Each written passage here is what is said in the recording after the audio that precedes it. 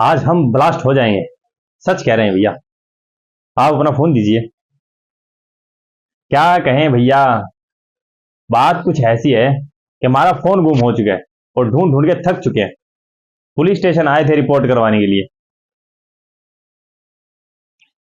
एक तो गर्मी इतनी है कि बाहर निकलो तो झरझर हो जाते हैं। और सच कह रहे हैं भैया, आज के बाद उन बेवड़ों और कॉकरोचों का मुंह तक नहीं देखेंगे। हाँ भैया, हम बोल रहे हैं। पुलिस स्टेशन आए थे रिपोर्ट करवाने के लिए। पुलिस वाले IMEI नंबर मांग रहे हैं। अगर रूम में जाके थोड़ी सी मदद हो जाती तो।